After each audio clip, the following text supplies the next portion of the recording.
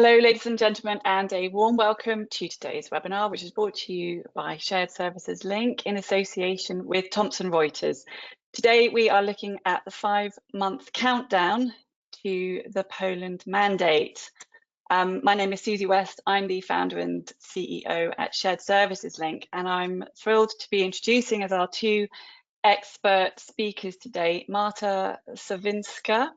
Marta is Senior Associate Product Corporate Tax and Trade at Thomson Reuters.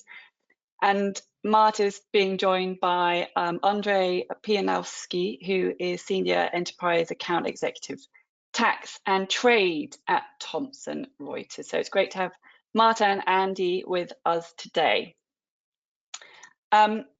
You will likely have a lot of questions. Post those through to me if you would, whilst they come up. And some of them we might tackle as we make our way through the material, and others we will obviously address at the end. We've got a good 10 minutes at the end for your questions. I'm sure that some of you have some colleagues that couldn't make it today. Feel free to share these slides with them after the webinar so that you can circulate this really great content. We will be making the slides available after today's session. So let's jump into the context for today, and then let's get into the material. So as you are well aware, February 1st, 2026, Poland is going live with its national e-invoicing mandate. The companies that will be affected immediately will be those companies that have a turnover of 46 million euros or more. They will need to have the ability to send and receive invoices electronically via the KSeF. So today we will be examining the key requirements that you will need to be complying with regarding KSeF, including things like format type, other key features as well. Whether or not Poland has committed to a centralized or decentralized model and what that means for you. Timelines for the following waves. So yes, it's the companies with a turnover of 46 million plus from February 1st, but then what about the other companies, the smaller companies? What's the timeline for those look like? And penalties for non-compliance and when those fines actually kick in. Some of the benefits of KSeF and next steps and recommendations that will help you move to making sure that you're compliant on time. So the agenda for today, I'm going to be handing over to Andy. He's going to be walking us through some macro observations, and then over to Marta to cover off the KSeF overview and then KSeF in detail. And then we'll be moving to Q&A towards the end. So before I hand over to Andy, let's just start with a few questions coming up on your screen now. Okay, let's have a look here. So two back-to-back polls coming up on the screen now. If I can ask you to participate in these polls, we generally look for about a 60 to 70% participation rate. Let's have a look at this now. Where are you with your Poland planning right now? Would you say that you're ready and you're listening to today's webinar really just to check that you've ticked off all the boxes? Would you say that you're almost ready, but you have a few things outstanding? Would you say that you have a lot to do, but you think you will be ready for the February 1st go live date? Or would you say that you're a bit worried and you don't think you're going to be ready in time? We're up to about 50% of us responding. So if you could, if you haven't already, just tick the box that's most appropriate to you.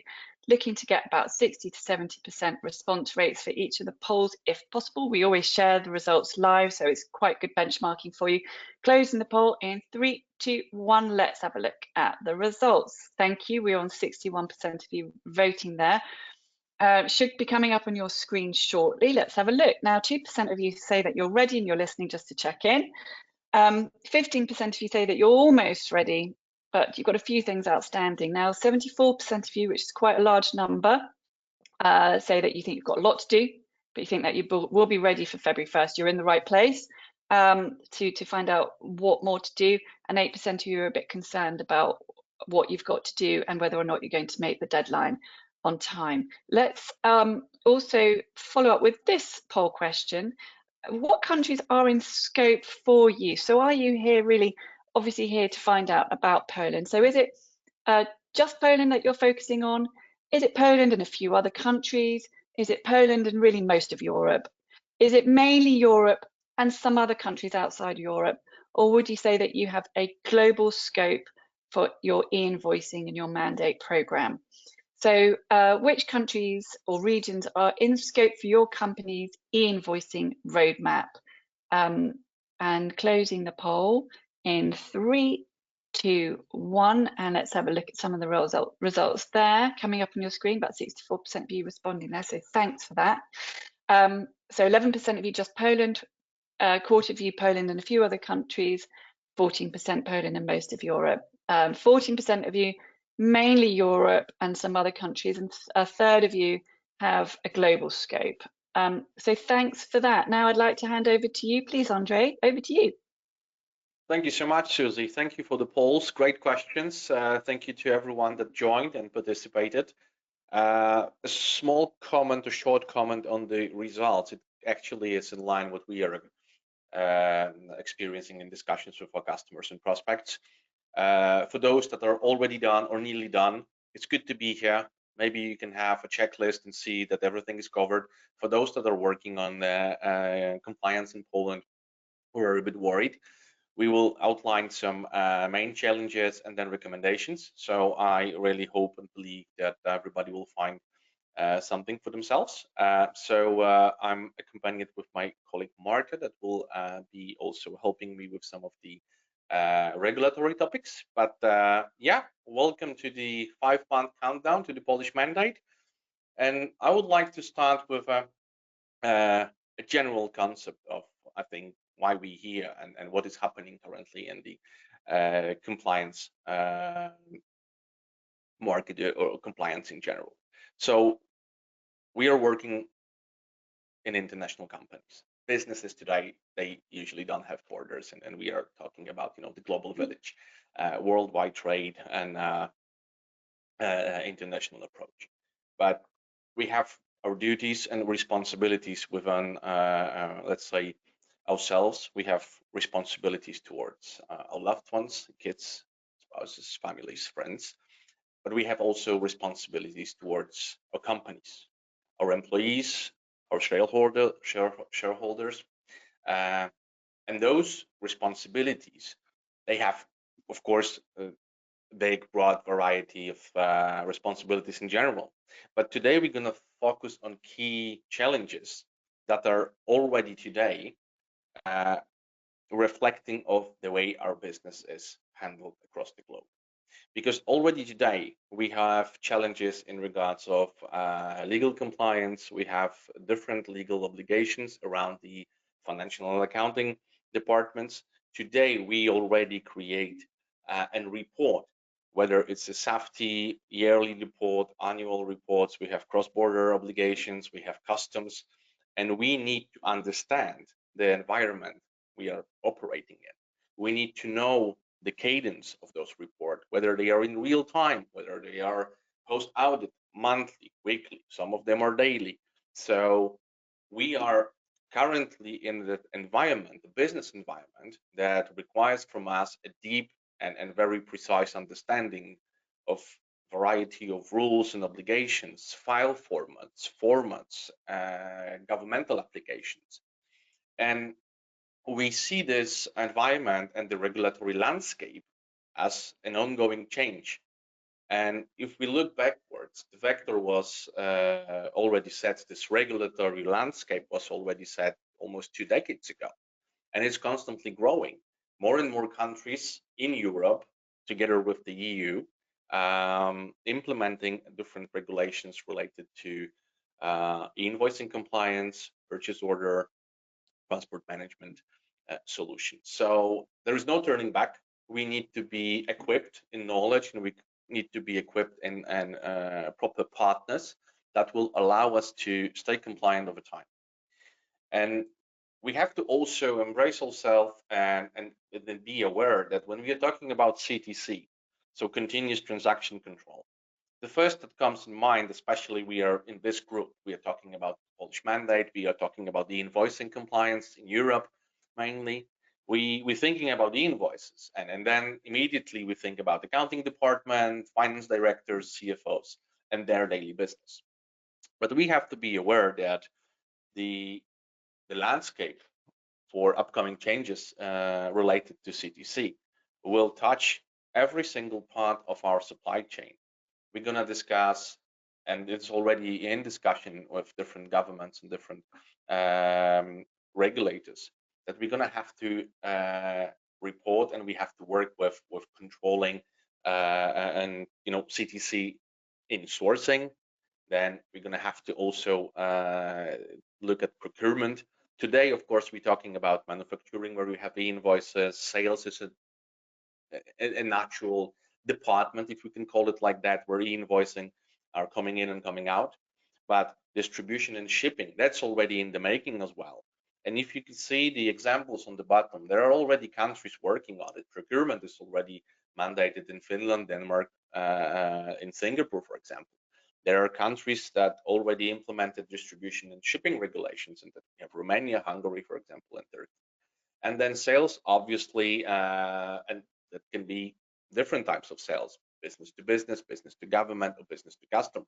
That's already ongoing, and it's like an ever-changing landscape, and it's going to be growing. So we have to be aware of that, and we have to understand that it's not only a solely IT responsibility or finance responsibility. The future that will come with CTC will require a slight changes in the whole organization across all of the departments, because at the end of the day, we're also gonna regulate disputes, post sales and discussions. We're gonna regulate payments, and that's already actually happening. SAFTI is one of the example when the payments are playing a role in the reporting, but in countries like France, for example, that's going to be a reality, and that's going to be a real-time reporting of payments and payment statuses. Excuse me. And when we are talking about CTC models, we distinguish 5 cardinal basic CTC models. So CTC, as I said, continuous transaction control. And we're not going to spend too much time today to go into the details of every single different CTC model. But what we have to understand is that historically, countries, especially in Europe, were allowed to implement the invoicing based on the EU derogations. Today, it's not the case. The countries can do it themselves without the derogation anymore, but they were given a framework, and they could implement the framework according to their own local country specific.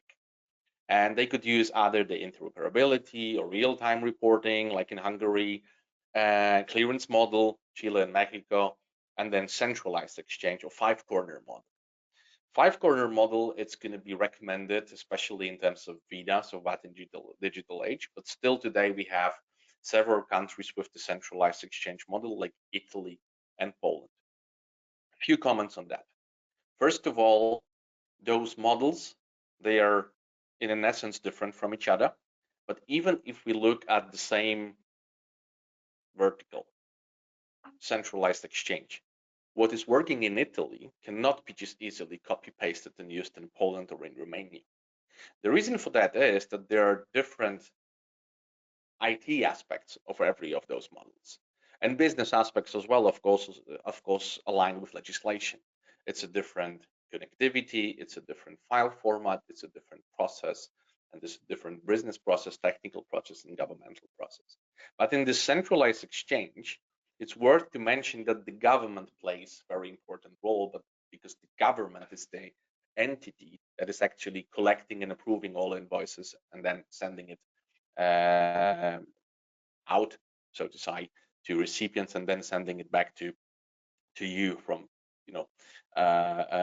from the governmental authority, and it's a pass-through or a carrier from a supplier to buyer, from a buyer to supplier. But even that, it's not enough, because Poland, and we're going to move towards that discussion, it's example of a centralized exchange with a cent of clearance, because even every invoice in Poland will have to be cleared by the government before can be distributed to the recipient. So even though we have those 5 models, how hybrid exist.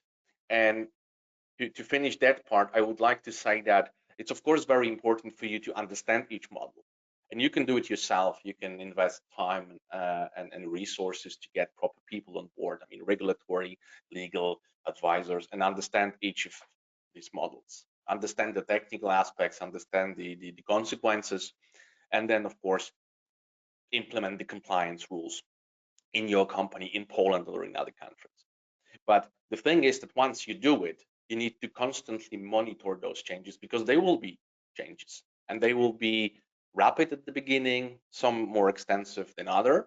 So it is important to be compliant, but it's more important to be compliant in time and understand the model and have a partner like Thomson Reuters that is constantly monitoring 140 markets and implementing the changes on the fly as they go to keep our customers compliant. But enough of that muscle straightening. So Susie, back to you. I think that we have another poll, so let's get it off. That's great. Thank you, Andy. We do indeed. So could you just let us know where you are, please, with your e-invoicing program today? Would you say that you're working with an e-invoicing partner or partners and it's going well? Would you say you're working with an e-invoicing partner or partners, but you're hitting a few issues? Would you say that you're in the process of selecting an e-invoicing partner or some partners for your program? Or are you trying to do this yourselves within your own organization? So where are you with your e-invoicing program today? Working with a provider and it's going well, working with a provider, but you're hitting some issues. You're in the process of selecting a provider or some providers right now, or you're trying to do this in-house. So we're on about 53% of you responding. If you could tick the box most appropriate to your own situation, closing the poll in 3, 2, 1. Let's have a look at the results. Okay, great. So just shy of 60% of you responding there, and the results coming up on the screen now. So a third of you are working with an e-invoicing partner and it's going quite well. Just a few more are working with an e-invoicing partner right now, but hitting some issues. 17% of you are in the process of selecting a partner, and 17% of you are actually trying to do this yourselves. Before I hand over to Marta, any comments on that from you, Andy, on those responses? I mean, especially the ones who are trying to do it themselves. I have to say that this is not like uncommon. So looking at the responses and the percentage, it looks pretty fair. If I'm looking at the discussions that I'm having with our Polish business partners or international companies, that's pretty accurate. It's pretty classic, yeah. Okay, great. All right, well, thanks for that, Andy, and over to you, Marta. Thank you very much, Susie.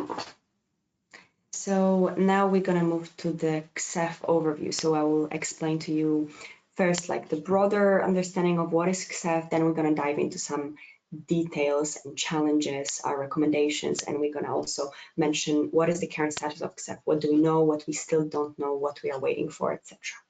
So starting with the timelines, Poland has already entered a voluntary phase of issuing electronic invoices via KSeF.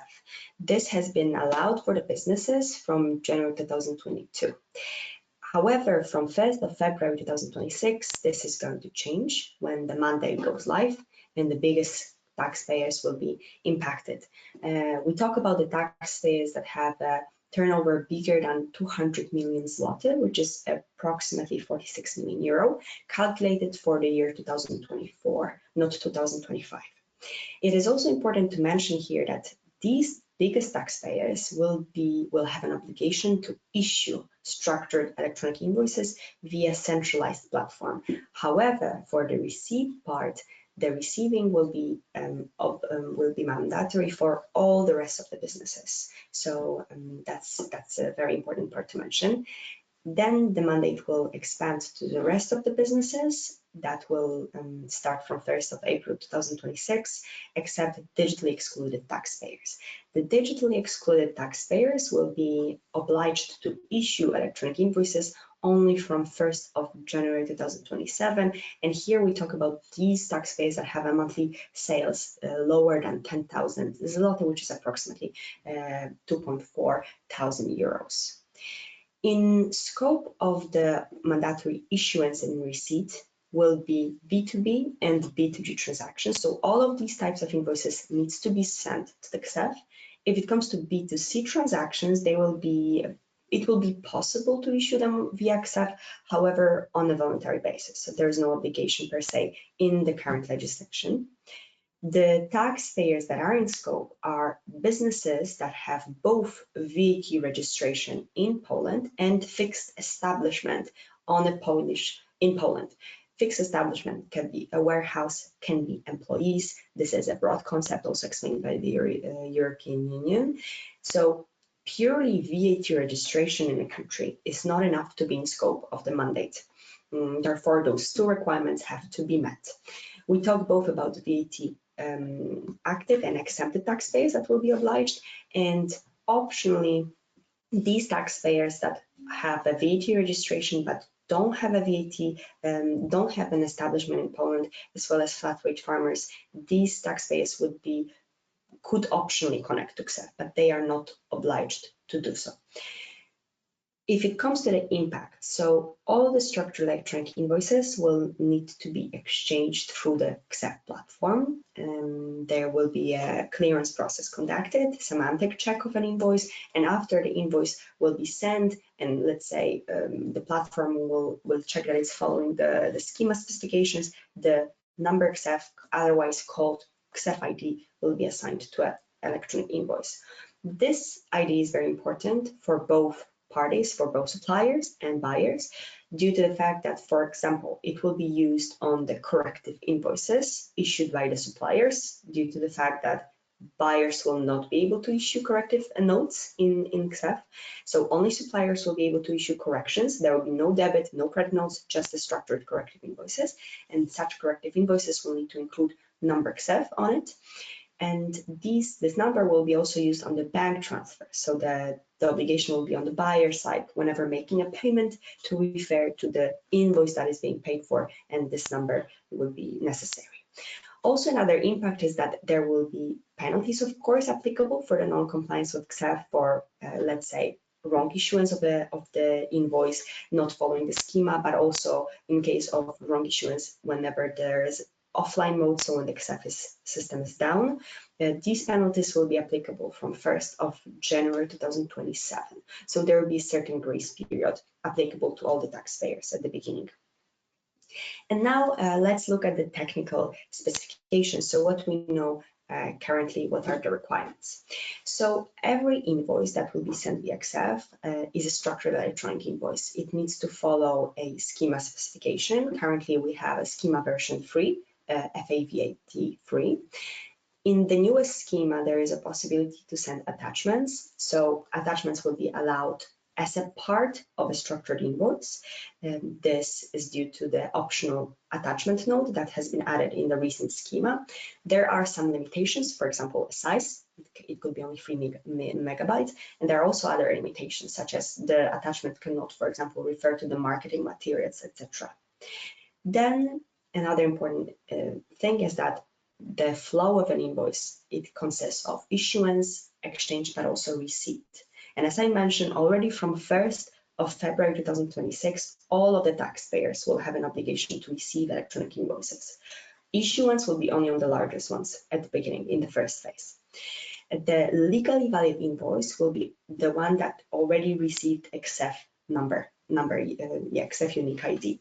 If there is some error, if the invoice is incorrectly mapped due to the schema FAVAT3, the invoice will be rejected and it will not receive a number KSeF ID. The invoice will be also considered issued and legally received from the buyer perspective whenever the number KSeF is applied on it by the platform. and buyers will not have a possibility to decline an invoice in a structured format when the mandate starts. Another important thing to mention is how to access KSeF, how to authenticate in the platform. There are 4 applicable methods currently. The taxpayers can use qualified electronic signature. The businesses, companies can use qualified electronic seals. There is also a possibility of using a trusted profile or a token. And a token is a number that is generated in KSeF. However, the token will be revoked and it will be replaced by the KSeF certificate. It's a novelty, it's something different than a token, but something that will also be used as an authentication method. It will be in place from 1st of January 2027, and it's more secure from the cybersecurity perspective. So there is a public and private key there, and in a way, this is going to make it easier for the businesses to use. Tokens were a bit risky. In case of stealing a token, it was very easy to actually access KSeF and get access to all the data of the taxpayers that it's in there. Another obligation is the archiving. So of course, there is an archiving obligation. Taxpayers needs to keep invoices for 10 years, starting from the end of the year that the invoice was issued, so actually 10+1. The KSeF will provide a free archiving solution, so every invoice will be already stored there, but we still recommend to have your own separate storage. For example, in case there is a breakdown of the platform, there are some maintenance issues, at the end, this is a platform managed by the Ministry of Finance, so that's very important to also have an extra additional storage. So that would be it for the technical requirements. And now let's look at the updated timelines and the recent developments, so what has been actually amended in the recent legislations. So the timelines are as follows. From June 2025, we have access to the final schema specifications, FAVAT3, as well as the API documentation that has been published for the integrators. If it comes to legislative process, it was aimed to be finalized in July this year. However, it took a bit longer. The law that actually confirms implementation of KSeF has been enacted recently in August, but there are still some other legislations waiting for the approval. I will also talk more about it in the next slides. We are also waiting for the September when the test environment will be made live for the KSeF 2.0. This test environment will also include mandatory features. So until 30th of September, we are not able to actually start testing anything on KSeF. Then another important date to look for is November 2025. From 1st of November, taxpayers will be able to download the issuer certificate, the KSeF certificate that will be used both for the authentication process, but also that certificate will be necessary to generate one of the QR codes, a QR code with the label certificate, proving integrity and authenticity of an invoice. I'm also going to explain a bit more about the QR code later.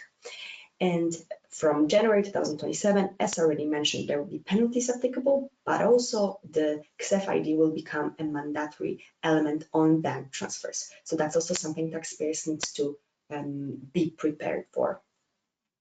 If it comes to the new developments, Ministry of Finance has clarified how self-billing will actually work.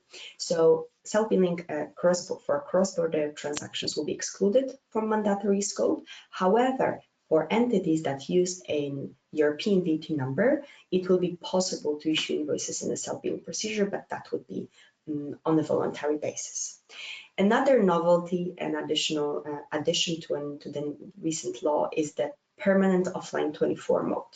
So there are 4 offline modes that will be applicable in Poland. Ministry of Finance implemented them in case there are some planned maintenance on the KSeF, unplanned maintenance on the KSeF, or a total failure when, let's say, everything is down, we have no access to the system.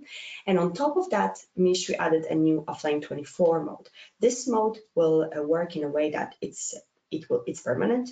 Taxpayers can issue invoices outside of KSeF and send them to a platform within 1 working day. So that would not need to happen in real time.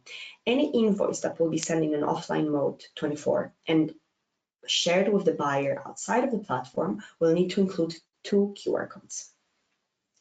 Then moving to the KSeF certificate, as already mentioned, it will be necessary to generate one of the QR codes used in offline modes, but also it will be working as an authentication method covering tokens that will be revoked from January 2027. And then there has been some changes to the QR codes. So there are two types of QR codes. There's QR code number 1 and there's QR code number 2. The QR codes will be used in two scenarios. So the first scenario is the offline mode. Whenever an invoice is distributed outside of KSeF, is used outside of KSeF, and it has never entered the system, the invoice will need to contain QR code with the label offline and the QR code with the label certificate. The offline QR code will allow taxpayer to get access to an invoice in the system, while the certificate QR code will prove integrity and authenticity of an invoice, so that of an issuer. And then QR codes will be also used in the online mode. So whenever we follow a simple flow, we issue an invoice via KSeF, and later we want to share that invoice, for example, with a foreign entity in, let's say, PDF, but it could be also XML, that invoice will need to contain a QR code. So the buyer could scan it and see that this invoice has actually been is a legally valid document. It has entered KSeF, it has been issued in KSeF. So those are the scenarios when we will need the QR codes. If it comes to how QR codes would function, there's still a lot of questions that everyone has. There's still missing documentation, both technical and legal. So that's also something to keep in mind. And lastly, the new development is the structured attachment. As already mentioned, due to the attachment note, it will be possible to add attachments as part of the electronic invoice. And now let's look at the estimated timelines to show you and to summarize the dates that we actually already covered. So from beginning of this year, there has been a launch of KSeF hotline, so taxpayers can actually call the CAS and ask their questions. Then in June, we saw the final schema specification and API documentation. In July, August, the law has been almost finalized. One of the main legislation has actually been finalized. We know that KSeF will enter into force from 1st of February 2026. Then we are waiting for 30th of September to actually see the test environment of the new KSeF 2.0. And from November, taxpayers will be able to download issuer certificate needed for QR codes, needed for authentication, as well as the KSeF app 2.0 test version will be also made available. From February 2026, the production environment will start, of course, following the mandate go live date, which is February 2026 for the largest taxpayers, and then the rest of the taxpayers, except digitally excluded ones, would be added in April. Last day is January 2027, sanctions will enter into force. And now we can look at the challenges and recommendations. Of course, there are many challenges that we can list. We only have a few here. So the first one is the use of KSeF IDs on bank payments. As already mentioned, this will enter into force from January 2027, and it will directly impact payment processes. So our recommendation is to start allocating internal tasks and responsibilities to build a team that is focused on KSeF that consists of experts coming from various fields such as tax, finance, legal, IT. As we see, KSeF is a very complex system. We need all of this values to cover it. Then another challenge is the absence of full interface specifications that cover QR codes and the various offline modes. This still creates ambiguity among the taxpayers.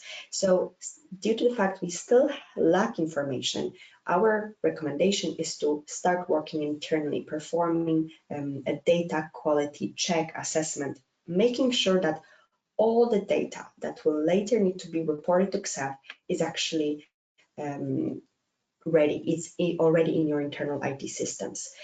So we don't wake up later not having everything organized on time. And then another challenge can be managing multiple service providers. So KSeF is an electronic invoicing application, but there are many more obligations that are coming up in Poland. For example, SAFTI JPKs.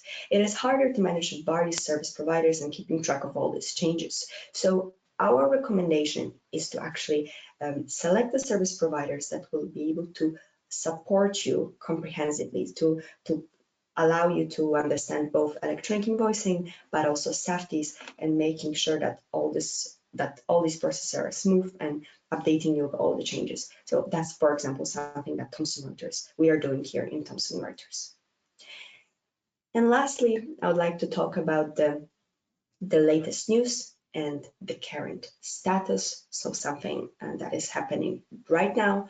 We do have final schema. We do have APA documentation. We have it from the end of June. Now on the 27th of August, Polish president signed the final act that made KSeF mandatory from February 2026. And from 1st September 2025, so actually this mandate, Ministry of Finance suddenly published news that they closed the KSeF 1.0 test environment. This is also important news because this means that taxpayers need to wait until 30th of September to start any testing. So only after KSeF 2.0 test environment will be made open, we will be actually able to access it. Next, the next environments will be also published in October, which is demo environment, and in February, of course, the product environment, the production environment, when the KSeF goes live. If it comes to legislation, as already mentioned, we do have a final act that makes KSeF mandatory from 1st of February. However, we are still lacking implementing acts. They are not finalized. We talk here about the act regarding the use of KSeF and the act regarding exemptions from KSeF. They are still to be published, and the news just from now, we learned today that the draft, the new project of the law on the use of KSeF has been published this week. So that's another change. It's very important because this legislation actually will clarify to us how the QR codes would work, how the certifications would work, how foreign entities will access KSeF. So that's also still something changing, and we want to make sure that we grasp and understand everything. But as you see, KSeF is certainly not ready yet, both from technical documentation, but also the legislation point of view. So I believe now we have another poll question. We do indeed. Thank you so much, Marta. So coming up on your screen now, we have another poll question. So how are you managing your e-invoicing program today? Would you say that the program is centralized and has strategic support? Would you say that you are not necessarily centralized or have strategic support today, but you're hoping to get to a place where you do have centralized management of the program and you do have that strategic support? Would you say that you're running your program locally, but you're a multi-country roadmap? Or maybe you operate just in Poland today, so it's just run locally for the Poland jurisdiction. So how are you managing your e-invoicing program today? And this is really focusing on, is it a centralized program, especially if you're multi-country, multi-region? Do you have one centralized team, as it were, overlooking the entire region, the entire scope? And is your program supported from a strategic level or not? So we've got about 51% of you responding. So if you haven't already responded, please do so. Closing the poll in 3, 2, 1. Let's have a look at those results coming up on your screen now. So positive news, over half of the participants that responded in that particular poll are experiencing support and receiving support for strategic support, and the program is centralized. So these are two really big best practices for your organization to apply. So that's great. A quarter of you maybe don't have that today, but you're looking to move the program to being centrally managed and to garner more strategic support. 21% of you are trying to run this locally, but you're multi-country, and 4% of you only operate in Poland, so that this is run locally. All right, thank you for that. And maybe I'm bringing back Andy. Andy, any comments on the results to that poll question, please? Sure, of course. I mean, from a global vendor perspective, obviously, the most beneficial for us and I think for our customers is to have a centralized strategic approach. That's when you can benefit from a solution that can cover, multinational businesses and legislations in different countries in, let's call it, in one interface under one umbrella, not only invoicing but also the other aspects that we touch upon today. And then it means that you have a single point of information, and then, you know, one vendor, one contract, one maintenance, one team, etc., etc. That's, I think, obvious, or there is an obvious difference between that approach and the local approach with multi-local, you know, supporting companies in multi-local contracts. But that I'm not in the position today to tell you what's better or not. I mean, except of being selfish. But yeah, those are the points I think to consider. In terms Okay, of thank you. Over to you for the benefits of KSeF. Thank you, Andy. Thank you. That was another good question. And then Marta, thank you for your very informative part. There are a couple of questions I think for us we might take at the end, but let's not jump ahead. And now I wanted to kind of touch a few benefits of KSeF, but those benefits are actually very closely tied to invoicing in general, and the invoicing CTC mandates. First of all, I think the key is to understand that a site that is, like, you know, enforced by authorities, that will bring us the possibility to automate even more. I mean, let's move back 10 years ago. People were talking about workflow solution automation, that was just the start, especially in our part of Europe. But now we are, you know, very familiar with those solutions, and it's very hard to work without a proper AP automation. And now we see that the AP automation, for example, has its own ups and downs with OCR technology that is not 100% sufficient, with manual process corrections. That was the thing a couple of years ago still. And now when we're talking about invoicing, we're going to get a real data, or real life data. We're going to get it accurate because they will be, you know, regulated by the government, and they will be according to a schema, and they will be validated. So we can expect that our processes based on those standardized invoice formats will be quicker, faster. There will be validation, so we can expect to receive less faulty documents, faulty invoices. The government also will hold an audit trail, and we can do that as well in our solutions, as we do today, of course, but then we're going to have a data to actually monitor. And that can lead to faster payments and faster workflow, especially on the AP side, but on the ER as well, because we can lower the DSO. The documents will essentially be delivered to the recipient in close to real time. So we can hope to remove some of the current bottlenecks, especially if we are distributing invoices via email, and then they get stuck. The mailboxes are full, and then we bounce from the email services.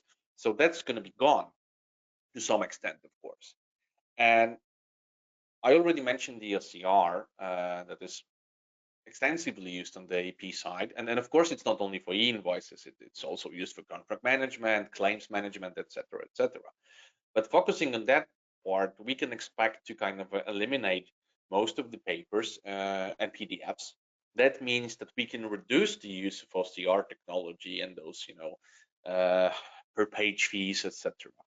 That also can lead to, I'm just gonna read it as it states, I mean, fewer manual corrections. I mean, error handling will be different. And since we're gonna work based on pre-validated data, we can expect that there will be less errors, just less manual corrections and manual processes.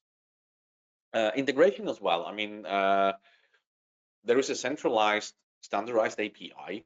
There is a standardized format. Of course, they are different from country to country, but from the country perspective, it's going to be one.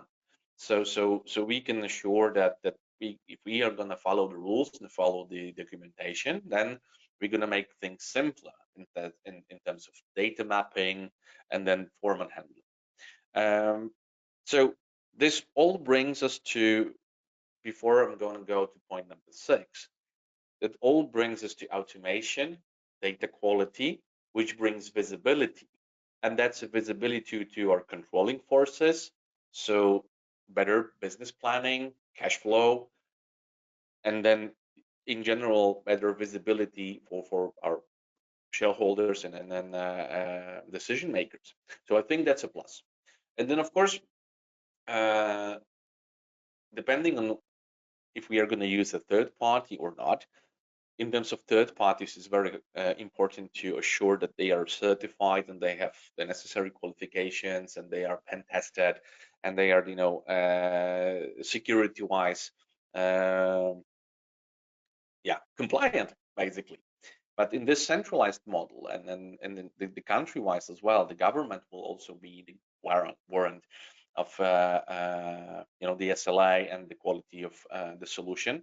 So they will be managing that as well, and you together with your hopefully partner, you're going to also have a possibility to choose a solution that is, you know, bulletproof in some sense. And there are, of course, as Marta mentioned before, there are still key challenges, and I would like to move to implementation challenges, and they are like directly derived from what Marta mentioned. So distribution and QR codes. In the past, before the mandate postponement, so KSeF 1, we had one QR code for outside KSeF distribution. Now we have two, which is for some a task. We do that already in countries like India or in Spain, where you have ticket buy that requires a QR code and documents. So we are very familiar with that. But this is very important to understand that those QR codes are mandatory. And distribution outside KSeF is not forbidden, and it will happen, especially if you look at the scope. So for AR, you need to send to the government your invoices that are directed towards a local customer, but also foreign customers. The foreign customers most likely will require the document to be sent the channel that you already have. So outside the governmental hub. So with QR code, whether it's a PDF with printed QR code on, or if it's a electronic document, an EDI connection, that you have to do that as well. So that has to be understood and put in the plan. And then we have to look at the incoming invoices, and there are like a couple of things. Like today, you're receiving invoices from your suppliers through different channels. When the mandate is there, you're going to receive all your supplier invoices from domestic suppliers through KSeF. Those cross-border incoming invoices, they will stay as they are because that's not mandated. That means that you might have two different flows, two different business teams, two different business flows, two different business processes, two different use cases, maybe even two different systems. I would recommend to think of unification. And I'm going to put a sales hat on. I mean, our customers are benefiting of our platform and our technology in the way that we can integrate to the governmental platforms, but we can also handle the non-mandated traffic, whether it's with data capture solutions or standardized interoperability connections. We would like to be the single point of incoming invoices to our customers. But let's move on. That's not the only challenge in terms of AP. Today, you're getting the supplier invoices, but you're also getting travel expenses, employee expenses. Probably you have different systems to handle those processes. When the mandate is in place, then all invoices will come through one channel. And it's important to be able to distinguish what type of an invoice, a cost invoice you are getting, and then distribute it to a respective system and solution. That's a task. It's analytical task, technology task. You might need to change a little bit in your processes. You might even need to change a little bit in your systems, but you need to be aware of that and kind of act respectively to that. Marta has also mentioned attachments. So KSeF will allow for embedded attachments. I mean, we support that, but if you're doing it yourself, you have to be aware that those attachments need to be embedded in the XML. You need to be sure that you don't exceed the limit. If so, some additional attachments might need to be distributed out of KSeF, outside of KSeF. That needs to be put in the process. So those are the challenges, that we need to think of. And of course, the foreign invoices that I mentioned, that was the cross-border incoming, and change resilience. So we know it's going to change, We have an experience, especially in Poland, with SAFTs, so JPKs, that they are constantly changing and they are constantly coming new ones. I mean, next year, JPK CIT, so corporate income tax, will come, and then it needs to be reported the year after, but we need to collect data. A side topic, but we cover that as well. So you need to be ready and have a partner to act today and the one that's going to be with you for the journey. And I think the key takeaways, this is to plan ahead. You need to understand and you need to know what's coming. In that case, for Poland, what will probably change, and you need to be planning also across the company. And when we look, if we look at the global landscape, some of your companies already have a global centralized strategy, which is good. That's the key in the planning ahead, because you need to adjust globally to those mandates popping up in Europe and globally, of course, as well. Stay up to date. So Marta, a great colleague that is here together with me, she's representing Pagero, Thomson Reuters regulatory affairs. And this is a team that is responsible for collecting the information from more than 140 countries and updating our newsletters and informing respective customers about upcoming changes, which is a plus. Yeah, the scalability, I think this is like everybody says that, but if we have business with multiple legal entities, if you have hundreds of thousands of invoices flowing in and flowing out, you need to have a solution, whether you build it yourself or you kind of let someone support you. You need to be sure that no matter how you scale, whether through acquisitions, you're going to be also ready for those big volumes. We talked about it today. E-invoice is just the beginning. Other countries are already mandating orders, purchase orders, transactions in terms of payments and payments confirmation. So it's not only a document type tied to an invoice. Those are also other ones that needs to be taken into account. Be ready for those cross-company changes, technology-wise, business-wise, process-wise. Yeah, and let's turn these changes into benefits that we just discussed a second ago.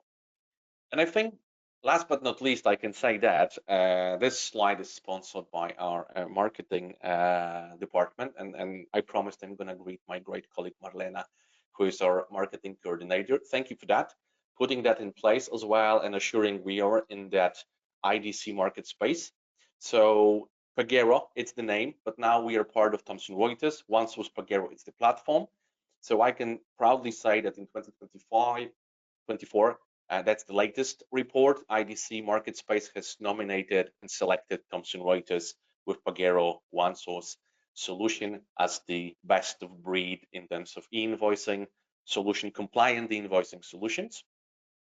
And we also prepared a booklet with 10 questions shaping your company direction and showing the way in terms of KSeF and trying to help out to guide you in that journey. So feel free to download this presentation. Will be distributed. My name was or is still everybody calls me Andy, Andrzej Pijanowski in Polish, but you're more than welcome to contact us and I will be able to support and answer your questions. That's Susie, great. Thank you so much. Thank you so much, Andy. Thank you. And thank you to Marta. So we'll move to questions, but just before we do so, there's a final poll coming up on your screen. It's multiple choice, so tick as many buttons as you want. Would you like to, so next steps, what would you like to do next? Would you like to have a call or a possible demo with Marta and Andy urgently? Maybe a call or possible demo with Marta and Andy in the next month? Maybe a call or possible demo in the next quarter, or this quarter, I should say, or would you like to sign up to the Thomson Reuters e-invoicing compliance newsletter? So I'm going to leave that open for a bit whilst we move through to some questions. So the first question that I've got for you, please, is regarding tokens. I know we talked about tokens, so this one's probably for Marta. Are tokens permanent or do they expire, Marta? Well, so the tokens, they are they have a limit if it comes to if we revoke the token or if we revoke the permissions in the token. So per se, the time in years they don't have. However, it's important to remember that the tokens will be gone from 1st of January 2027, and they will be replaced by the certificates. And the certificates would have a limit of 2 years. Of 2 years, okay. And another question that I've got for you, after the taxpayer authenticates and generates a certificate, can that certificate be handed over to the integrator responsible for uploading invoices to KSeF? Yes, so the way the tokens worked, right? The taxpayer will generate a token, the token number provided, for example, to integrators. The same way it will work with certificates, they will be generated by the taxpayers, and the taxpayers will be able to share them further with the integrators, who will, on behalf of the taxpayers, be able to issue, receive, transfer electronic invoices via KSeF. Okay, great. And we talked about offline as well, and the QR code. Just clarity on that. Do invoices sent in offline mode have to include 2 QR codes? Yes, so as mentioned, in the offline mode, whenever an invoice is sent outside of the KSeF, before it entered the platform, it will need to contain 2 QR codes. The first QR code is with the label offline, and the second QR code is with the label certificate. And the first QR code offline gives an access to an invoice by scanning it, and the second QR code is the proof that of integrity and authenticity, so that the person actually issuing an invoice has a right to do so. So these 2 QR codes will be necessary in the offline modes, yes. Okay, great. I'm going to close this final poll around what you'd like to do next. If you haven't responded, please do so in the next few moments. So we issue invoices to Poland from non-established French VAT business. Do we have any obligations in Poland? Is that for you, Marta? Sorry, I thought that could you repeat, please? Yes, I will. So we issue invoices to Poland from a non-established French VAT business. Do we have any obligations in Poland? Well, so that depends if you have a fixed establishment in Poland, right? If you only have a business in France, and for example, you have a VAT registration in Poland, there's no obligation. If you have a VAT registration in Poland and an establishment in Poland, which is, for example, employees, warehouse, then you are in scope, but only in case this establishment is part of the transaction. You can have an establishment in Poland, but if it's not part of the transaction, that invoice doesn't need to be sent for KSeF as well. So that's another important thing to keep in mind.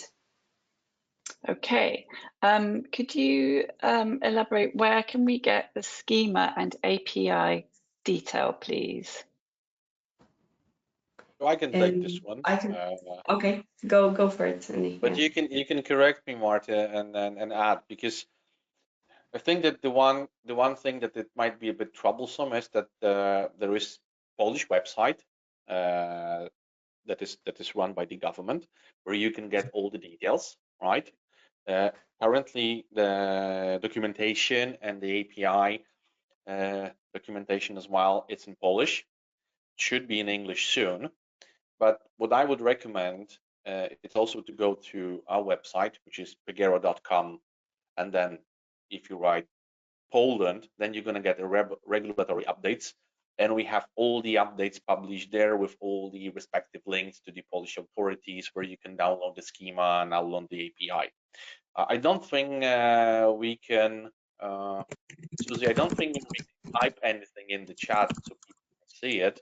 But if not, then I would recommend to drop us an email and we will be able to help you out to kind of navigate to those pages. Yes, there are a lot of questions here. So I think please have the assurance, excuse me, that all the questions that you're putting to us will be answered by the Thomson Reuters team, and they will come back to you on these questions. But we've got time. Actually, we don't have time, so we are going to have to end it there. I'm not sure if you can see the screen. On my view, I'm getting that the poll is still up, but I have actually closed that down. But if that's just appearing on my screen, please let me just bring you up to speed on some upcoming webinars that we've got for you in the next couple of months. So if you can't see them, please go on to sharedserviceslink.com. And if you are seeing my screen right now. We are seeing the poll, Susie. Oh, you are? Yeah, I'm having real trouble closing that down, so I apologize for that. Yes, I mean, it's bringing us to the end of the webinar and I'm not being able to close down this poll, so apologies for that. So hopefully, well, we will be in touch after the webinar with answers to all of those questions that you asked.